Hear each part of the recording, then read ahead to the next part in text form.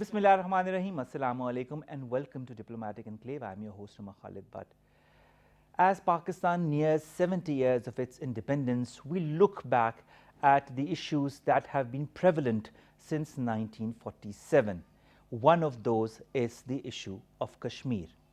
Over 3 generations of Kashmiris have brunt the burden of atrocities, of violence committed by the Indians. The right to self-determination has never been given to them. More than 100,000 have perished in these last decades. Scores have been injured, and the atrocities continue. Why can't we find a solution to this Kashmir issue? Why is it that India refuses for the people of Indian-held Jammu and Kashmir to hold a plebiscite, to hold their right to self-determination, to let them live their lives, lead their lives as they want? It's an important issue. It's one that is still prevalent in the minds of Pakistanis, in the minds of people around the world. To talk about this issue and other issues, we've been joined by 3 eminent guests in this special episode of Diplomatic Enclave. There are 3 MPs who've come all the way from the United Kingdom. Let me introduce them to you one by one. On my very right is Mr. Raja Najabat Hussain. You're the chairman Jammu and Kashmir Self-Determination Movement, one of the movements that is working for the rights of the Kashmiris in India. Thank you very much, sir, to have joined us. Next to him is Andrew John Gwynn. You're an MP of the Labour Party. You're the Shadow Secretary of State for Local Government and Community in the British Parliament. Thank you, Mr. Gwynn, to have joined us as well. And third is Mr. Aasim Rashid. You're a councillor in Rochdale in Greater Manchester. You work in 2 different sectors, that are that of environment and finance. Thank you to all 3 of you to have joined us, to have given us the time. I know it's a very busy schedule of your limited time that you're here in Pakistan. Let's start with you, Raja Saab. Raja Saab, this Kashmir issue, you're part of this movement as well. This Kashmir issue that plagues people of the Kashmir region in Indian-held Kashmir is still prevalent, has been prevalent since 1947. Why, in your point of view, sir, have we never been able to find a long-lasting solution to the issue? The people of Jammu and Kashmir are suffering from last not 70 years but before that as well under the Dogra ruler. But since partition of Indian subcontinent, we thought we will achieve that right which both countries have got through an very peaceful manner. But unfortunately, it did not happen, and Kashmiris are suffering. We have given 500,000 lives since 1947. And people, especially in Jammu and Kashmir, Indian-held part, are suffering, and more over the British Kashmiris, Kashmiris living in Pakistan and Azad Kashmir. We are seriously concerned about that issue. And living in UK, I am British national Kashmiri, working with British and European parliamentarians, politicians, local communities, raising the awareness about what's happening in Srinagar, Baramulla and Jammu and Ladakh.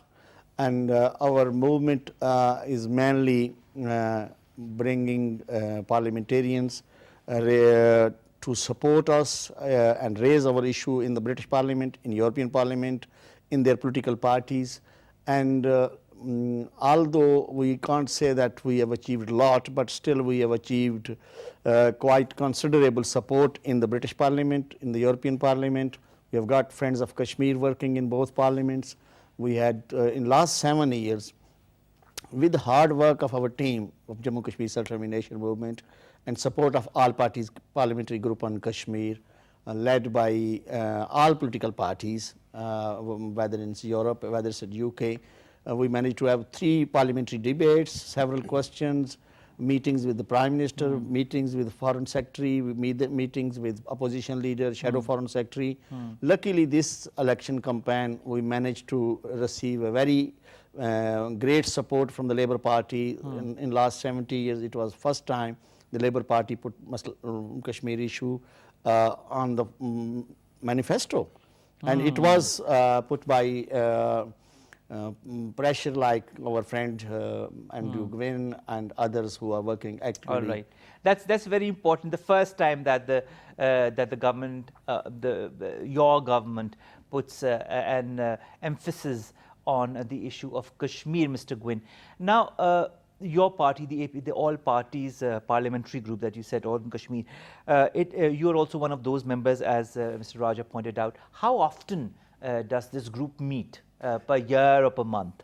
Well, the group meets very frequently. It has standard meetings every parliamentary session, but within the Parliament there are lots of separate meetings that are conducted where eminent people from Pakistan and from Azad Kashmir come to brief the British parliamentarians. So the most recent one, before we rose for summer, the president of AJK came to address parliamentarians. I think over 100 MPs and members of the House of Lords attended that meeting, and we were able to hear firsthand from both the president and other people from Kashmir who were present at that meeting precisely what the state of affairs currently is. All right. Sir, you're also part of this group that talks on Kashmir. As a councillor, as somebody who represents the party in Manchester, you work on different issues as well, on environment and finance, as I introduced you as well. But as a greater body, how effective have the different bodies been on Kashmir while discussing it in the parliament at different levels in the British government? Well, first of all, let me clear that there is about more than 2 million diaspora living in UK. That's true. Pakistani and Kashmiri diaspora. And they're fully engaged politically and economically in their local communities and local economy. And stake for the Pakistani and Kashmiri diaspora is very high. They are really concerned about what's happening in occupied Kashmir. And those atrocities which been done by the occupied Kashmir by the Indian forces, and those atrocious behavior and killing of innocent, even kids, children and women. So this is not acceptable for any community. We are living in an integrated society. We're living in a multicultural society, especially the UK, where we have all kind of equal rights. We believe in equality.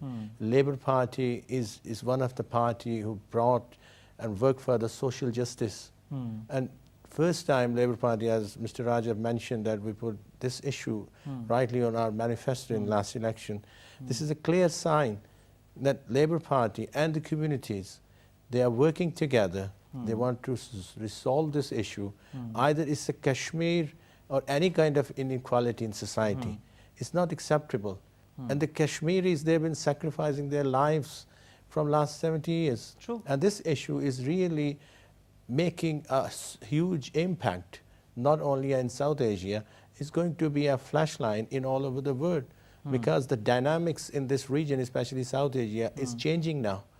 And in coming time, I think we need a strategy which can bring a real change. And you say there's a change in the dynamics of the South Asian region. Why is that so? Why do you feel there's a change now in the dynamics of South Asia? The biggest dynamics which is coming up is just like you can see the CPAC, which is going to be a big hub for the trade and economics from Central Asian states towards Middle East and Europe.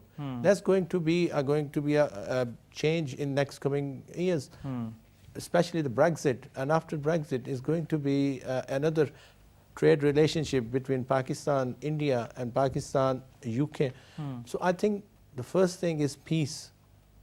And until there is no peace, you're not able to dialogue anything, any bilateral trade, any issues. And what the peace means is the Kashmir. The Kashmir is the top agenda for this. So I think we need to take these things very seriously for the prosperity of region. So we Labour Party is working for it. All right. We local community, we local councillors, we're working. You know, the system is a bit different in UK. The local government is quite strong. All right. And our legislators and parliamentarians, they are making legislations, they are taking those things on board, which is really affecting all over the world. And you know, the House of Commons is the mother of democracy. So the systems, I know there is issues within Pakistan, and it's not been, sometime the Kashmir issue has not been taken up very seriously. But now it's a time when the innocent civilians are being affected. We need, international community need to look into it, along with Pakistan, India need to come on table, because this issue has to be resolved in a peaceful manner. There is no other solution for this one. True, very true. I totally agree with you. Mr. Hussain, it's important what all three of you are talking about, that you're talking about Kashmir, you're talking about the importance of the resolution of the crisis that plagues the region since 1947 and even before, as you were very adamant in pointing out. But why is the international community, especially the United Kingdom, when we know the role that the United Kingdom has, we were a former colony and we got our independence in 1947. Why is it that the United Kingdom has taken such a long time, despite your direct involvement in all the different communities and organizations that work for Kashmiris? Why is that there is no action, no proper action taken that would lead to some tangible solution? Unfortunately, the things have changed in last few decades because of economic reasons, because of international situation in Middle East, then it came to Afghanistan, and Kashmir issue has gone to back burner. But with the efforts of some politicians in UK, we have managed to get some support, which is not coming out, but we are getting a lot of support inside the government. Links inside the political parties. We have got supporters in all political parties, whether it's a Scottish National Party, Liberal Democrats, smaller parties, and largest political parties, Conservative and Labour. Like I was mentioning, we have got more than 50% shadow cabinet members supporting us. In the same time, 3 debates were initiated by Conservative MPs. So they work together when it comes to Kashmir issue. But similarly, I think it's more economic reasons our issue is not resolved. It's more because tension between India and Pakistan, and they both wanted. People think the Kashmiris are in middle because of the economic reasons, because of the resources of Kashmir, both India and Pakistan. And it's in favor of Pakistan and India both. If that there is a solution to this issue. Yeah, the solution to this issue and also peace, like Aasim Sahab has mentioned. If Pakistan wants to go through all this trade from Central Asia to Middle East and Europe. Peace in the region is very important. And for that, Kashmir resolution is very important. Same thing with India. If there is no peace, India has to spend a lot of money in Kashmir and also on defense. And until that is not resolved, India can't be friend with Pakistan, India can't be friend with China, India can't be friend with the Middle East. Whether they make a lot of agreements, and no West countries will invest in India when they will see there is no peace. So I think it's in favor of India and both Pakistan and the international community to resolve this issue, which has been promised by the international community with us, with the Kashmiri nation in 1948, 49. But since then, nothing. I mean, I don't find anything that I could see in black and white that is going to create a tangible solution to the issue. Yeah, but what we are trying to do in our seas, that we keep reminding the international community, keep reminding the dignitaries, keep reminding the Foreign Office, and whatever comes from Srinagar, whatever comes from Jammu and Ladakh, we provide information to our politicians and human rights organizations and NGOs in UK and Europe. All right.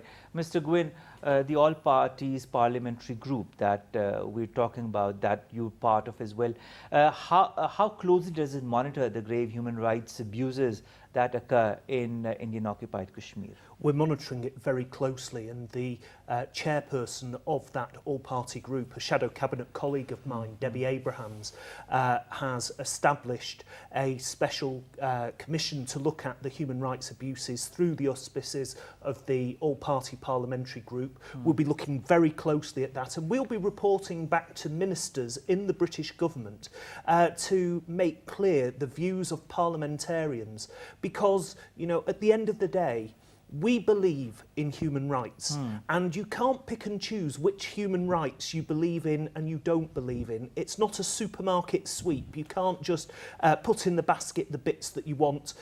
You take them all, lock, stock and barrel. And for me, the most basic, the most fundamental human right, the one that all other human rights flow from, is the right to decide by whom you are governed and how you are governed.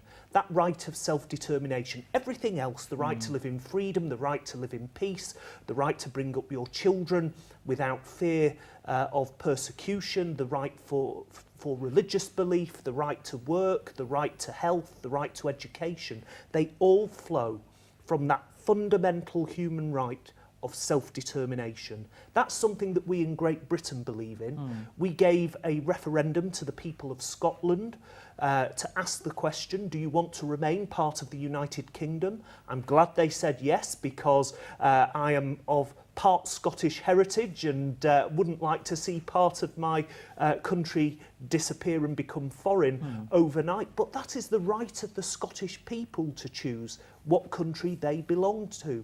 Likewise, we had a referendum for the whole of the United Kingdom asking the British people, do you wish to remain a part of the European Union?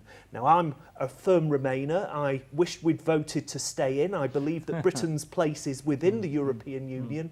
But I'm also a Democrat, and I accept and respect the views of the majority of the British people, and that was to leave the European Union. And we've now started that process. But the point is, the British people are sovereign, not the government, not the Queen. The British people are sovereign. They get to choose their destiny. And in terms of Scotland and in terms of the European Union, in recent years, we've had that right of self-determination. That's all the people of Kashmir have been asking for the past 7 decades. And it's about time that we started to tell the story of Kashmir time and time again. You work in the news media. You know that in this 24-hour global news bubble that we now live in, what is news today is forgotten about tomorrow because there's some other issue at the other end of the world. There's a natural disaster, there's a terrorist atrocity. And this story of Kashmir falls further and further down the news table until it's unheard of again. What we've got to do in the British Parliament is to keep raising the story of Kashmir so the voice of the voiceless is heard not just in Parliament but in the British media as well. All right, that's very interesting. You said voice of the voiceless. Now, Mr. Rashid, you have staggering statistics of killings, of delivering, blinding with pellet shotguns, with injuries, disappearances, destruction of infrastructure, use of chemical weapons. Why is that the United Kingdom government has not taken grave notice of this in the past, of these issues? Why are we talking of this in 2017? I'm really sorry, it just comes again and again. You're absolutely right. Your question is really valid. I think the seriousness of this issue has never been taken really seriously on the top agenda for Kashmir. I believe there is always a trust deficit, especially with Pakistan, national security issues. Pakistan's situation within, and last about 10 years, the situation, the law and order situation in Pakistan, all over the world, perceptions are very negative about Pakistan. There is a trust deficit in a working relationship. All right. I'll give you an example. Just like Andrew Gwynn represent a constituency from Reddish and Denton, which is 98% white. All right. He hasn't got any diaspora or electoral from Pakistani or Kashmiri diaspora. All right. I represent a ward as a councillor which is 90% white. I don't have any obligation as an electoral for Pakistani and Kashmiri diaspora. I was born in Lahore and born and bred in Pakistan. By my first country is UK because I'm overseas Pakistani. My kids were born there. And UK is my first home. But I'm still thinks that this is my responsibility and duty to work for this Kashmir cause.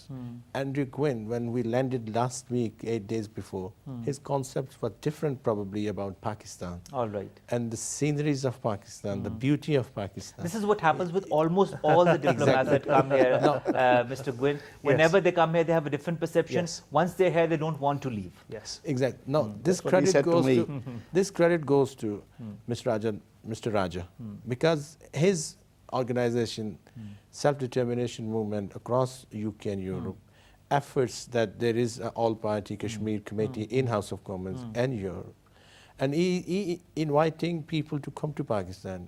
Mr. Gwynn is there now. He will go back and he'll be your ambassador.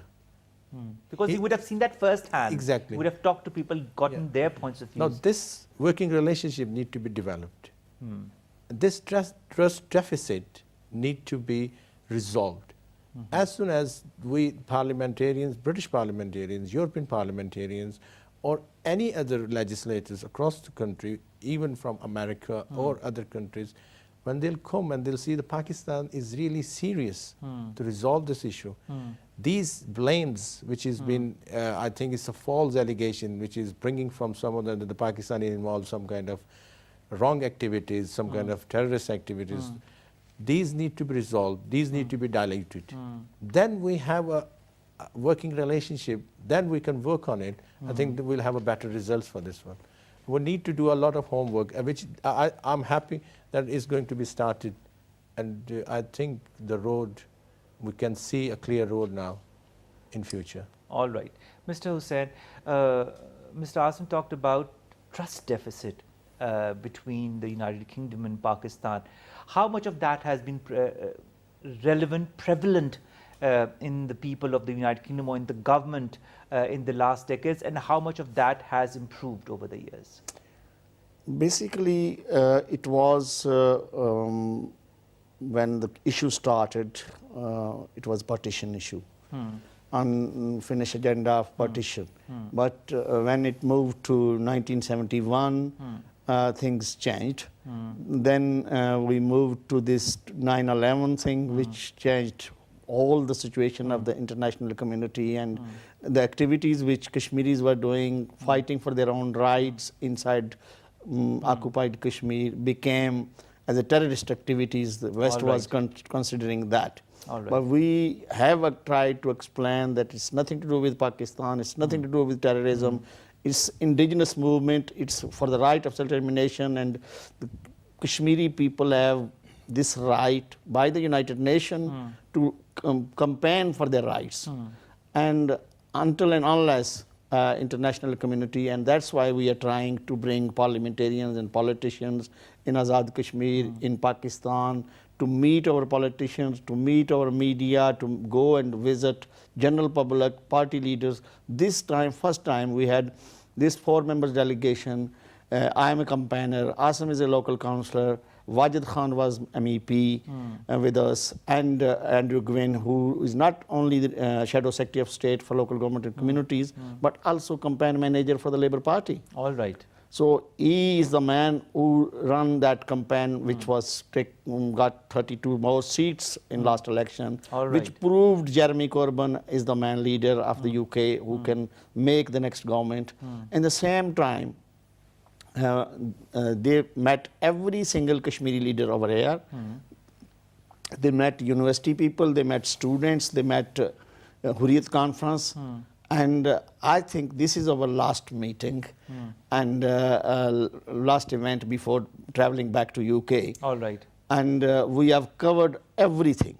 They met the people who are pro-Pakistani. They met people who wants to be independent, independent Kashmir. They met different people from government to opposition. We had a meeting with President of Pakistan, National Assembly leaders, Foreign Secretary, Foreign Minister. We had a Prime Minister of Azad Kashmir, opposition leader of the Azad Kashmir, former Prime Ministers of Azad Kashmir. So he had very clear and that message from Azad Kashmir and Hurriyat Conference that people of Kashmir wants freedom, people of Kashmir wants their rights, and international community, especially Britain, should play their role. And I think after this delegation, there is another delegation coming. All right. In next week, which will be consisting of 7 members of parliament from all political parties of Britain. All right. And these politicians, when they will go back, we have got a 2 days conference in British Parliament in September. Then we have got 3 days program in October in European Union, in the European Parliament in Brussels. So we are working constantly and regularly, which since last 1 year, when Burhan Wani's martyrdom. We have Because that has started a new again and uprising again, new in uprising Kashmir. by young Kashmiris who are not taking the guns in their hands. They're just, when they get shells and gun fires, and then they get up and use stones in front of guns. And if international community or people from outside think that that's terrorism, what else they can do? Every day India is killing their brothers and sisters, children, women and old people and young people, disappearing a lot of people. Our leadership is in detention at the moment. They are picking from them their homes and taking them away. As every single Kashmiri leader is under arrest. So I can't understand why international community, especially United States and some other countries who are not speaking, but I can assure you the British politicians, British government, whichever way, it might not be a very strong wording from the British Foreign Office, but still they are concerned. There are questions, there are answers from the both sides of the house. In every single session, we raise that subject. Mr. Hussain, are we going to hear some kind of condemnation from the United Kingdom government sooner or later as far as India is concerned? Well, as a Kashmiri activist, I want that, but Andrew Gwynn can answer that because he's on the floor. I'm not on the parliamentary floor. Mr. Gwynn, let's put that question to you. Yes.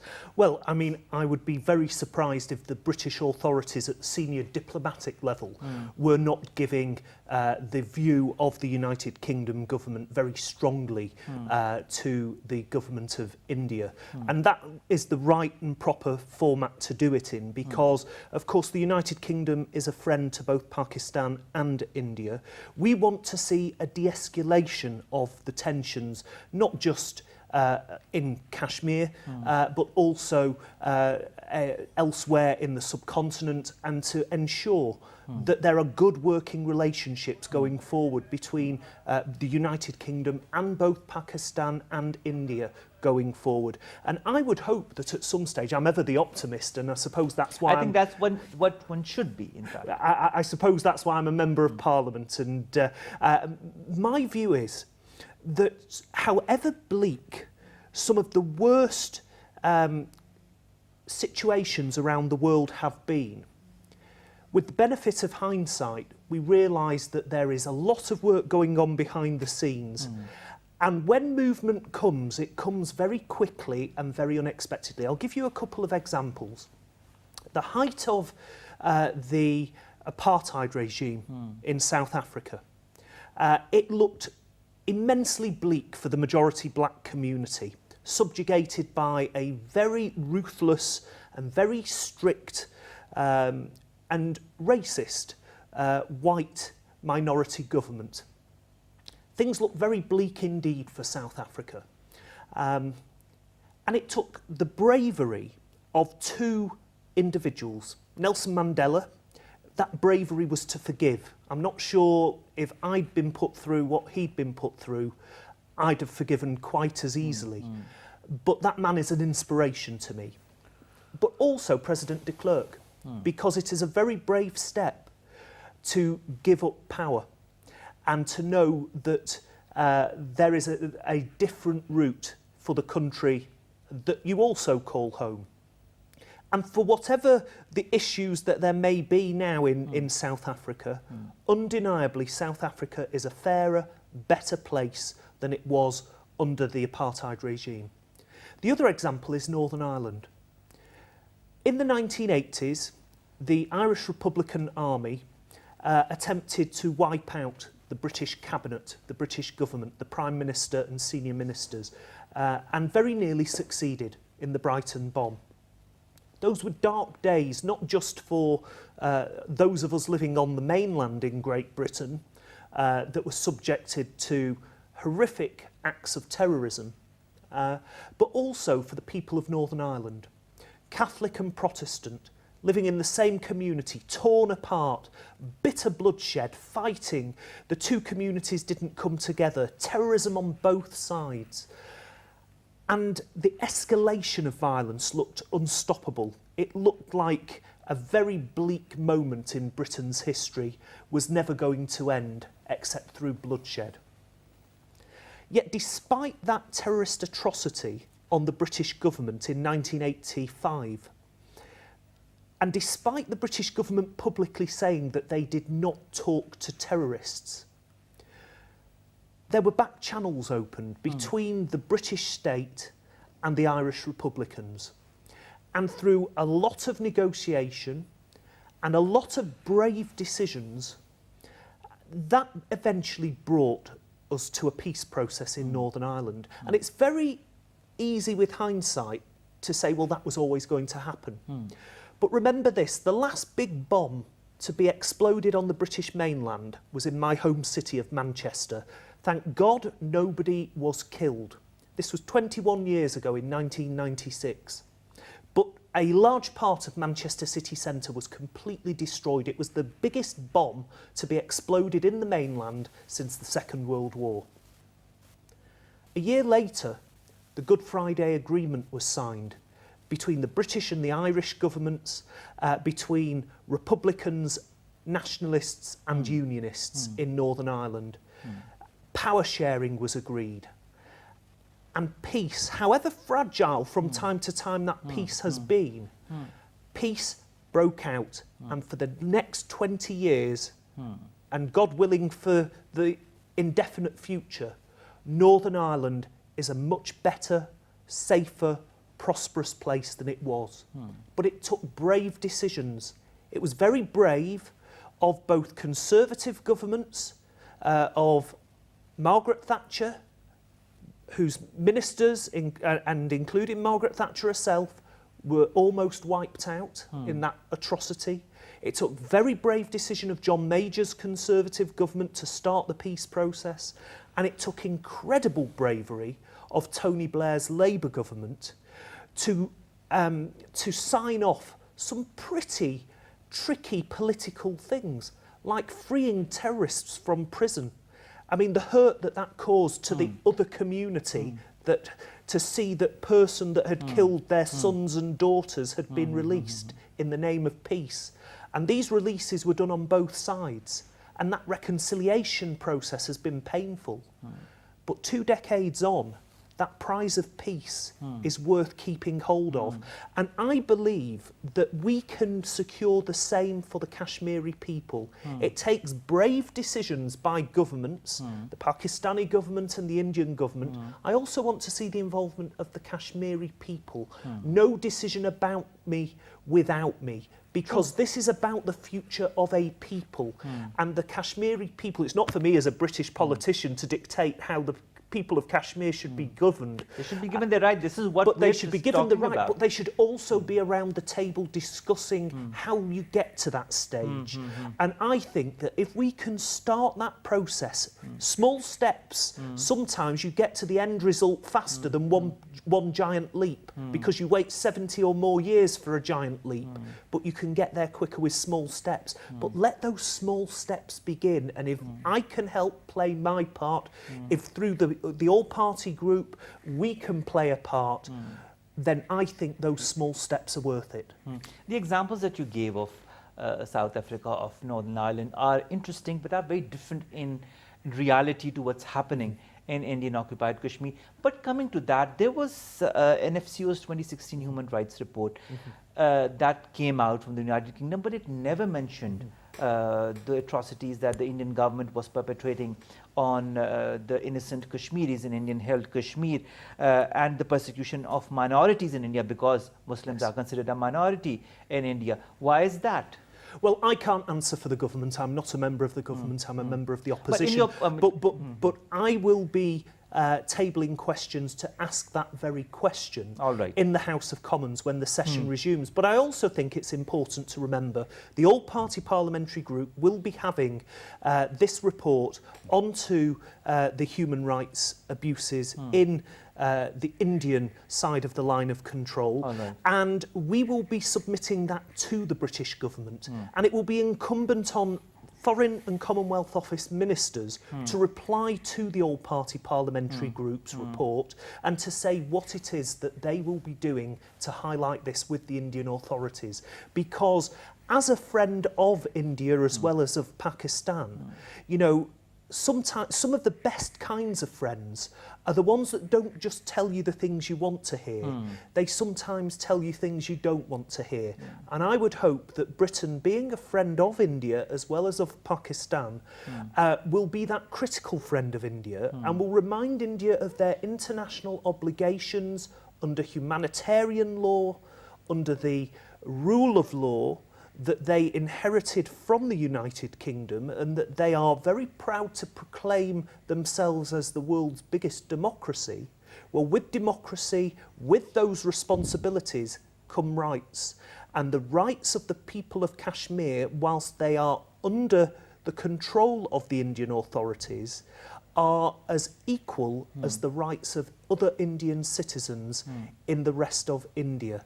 Because until the status of Kashmir is determined under international law, the Indian authorities, whilst they are in control of a large part of Jammu and Kashmir, have a responsibility to look after the residents of Jammu and Kashmir in the way that I would expect the British government to look after my constituents, and as you would expect your government here in Pakistan to look after you and your family. And I think that is the message that should be coming very clear from British ministers in a friendly, constructive but very firm manner, that the United Kingdom expects its friends to uphold the rule of law. And give them the right to say where and how they want to lead their lives. The right to self-determination that you say is a very important part of your country, of your country's system of democracy. Well, as has already been said, in the general election that has just gone, the Labour Party is the first political party in British history to put a very firm commitment that a future Labour government will make it a priority to try and resolve and help to resolve the Kashmir issue. It listed a long list of other areas around the world where there are problems, like Cyprus, like Israel and Palestine. But Kashmir was the top mentioned area for priority of a future Labour government to try and resolve. Because 7 decades for justice is of a very people long time. Is too long, in my opinion. And I think it's high time that all the governments, including yours, including others, European governments, stood up and really put their foot down and tell India that they need to give that right that is the right of every human in the world, to these people in Kashmir who are suffering the brutalities of the government since 1947 and beyond. And I really hope that your effort will go through that. Mr. Aasim Rashid, on your return, you're a part of Manchester, you are in contact with so many communities, the House of Commons, the government as well. How adamant are you going to be, and your group is going to be, to portray what you've seen here to the House of Commons and to the government? Obviously, the first issue which you just raised, that the FCO report is never mentioned any kind of atrocities or whatever happening in occupied Kashmir. And we have certain plans. We already discussed this one. And this was raised by the Foreign Office spokesman as well when we met him in Foreign Office. And I was really concerned and surprised that why it's not happened. Obviously, we are an opposition party.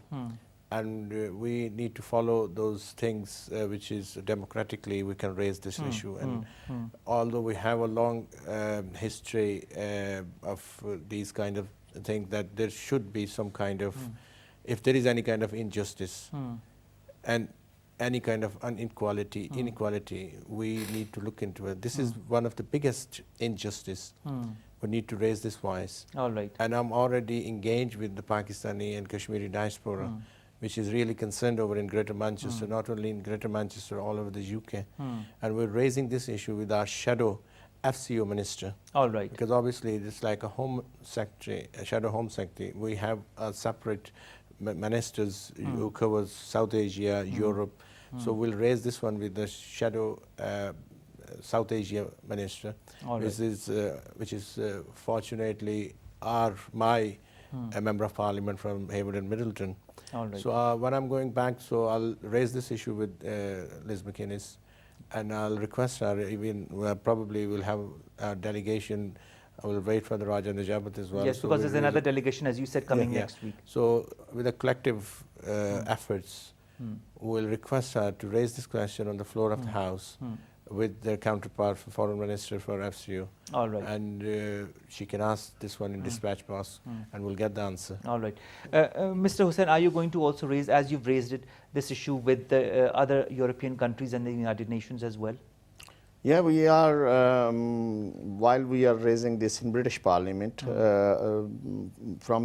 with the support of European members of Parliament from UK, we are already raising this issue in the European Parliament, and we are planning to go in end of the, September in Geneva to raise in the Human Rights Council as a British Kashmiris, and also in the United Nations as well, with the support of other NGOs and we are taking the British parliamentarians as well. All right. So as long as foreign British Kashmiris, European Kashmiris and American Kashmiris are concerned, we are working very closely. We are feeling the same pain which our brothers and sisters are feeling in occupied Kashmir. We can't help them anything else except raising their voice and their feeling and pain outside the world. All right. And it is happening. It's happening, and I can assure through your channel to our brothers and sisters in Kashmir that we are with you until and unless you will achieve your rights of self-determination. We will keep working on this subject in overseas. All right, that's great. One last question, sir. We're a bit out of time. But Mr. Gwyn, now the Hindu extremist organization, the RSS, it is involved in the genocide of Muslims in Kashmir, in Gujarat. It has masterminded so many terrorist attacks across India and has blamed the Muslims or Pakistan. Now, can't the RSS be declared as a terrorist organization? Because in other countries, such organizations are always put up on a certain list, on a certain watch list, and declared as terrorist organizations. Why can't the same be the case with the RSS? Well, I think if there's evidence from wherever it comes that a particular group or organisation are involved in terrorism and the horrific events that go with that in terms of killing and wiping out minorities, if there is evidence to back that up, then it's incumbent on governments to prescribe those organisations. And certainly I will be taking that up with my colleagues in the House of Commons, because we from time to time prescribe all kinds of organisations in the United Kingdom that have links either directly or indirectly to terror. And we have to be very firm on terror. We have to be very clear that wherever terrorism comes from, whether it is Hindu extremism, whether it is Islamic extremism, whether it is Christian extremism, or any other kind of terrorism, we abhor that. It goes against our democratic principles. It goes against everything that we stand for. It goes against basic humanity. I believe in tolerance and respect and winning arguments through debate, not by guns and bombs. All right. So if organisations need prescribing, then I'm a firm supporter of prescribing such terrorist organisations. All right. Thank you very much, Andrew Gwyn. Thank you very much, Raja Najabat Hussain Saab. And thank you very much, Aasim Rashid Saab, to have given us the time. I know you did not have much on your hands despite your short visit to Pakistan. And your perspective on Kashmir and the resolve that all three of you have, as well as other MPs that will be coming in the future, to find a solution, finally a tangible solution to this long-standing issue of Kashmir that has been plaguing South Asia since the last 70 years. It's time the Muslims of Indian-held Kashmir got their right to self-determination. Omer, Khalid Butt bids you farewell from this episode of Diplomatic Enclave. It was important to discuss this because Pakistan is nearing its 70 years, and it's important to find issues and solutions to issues that have been prevalent since the last 70 years. Take care of yourselves. Allah Hafiz. And thank you, gentlemen. Thank you. Thank you.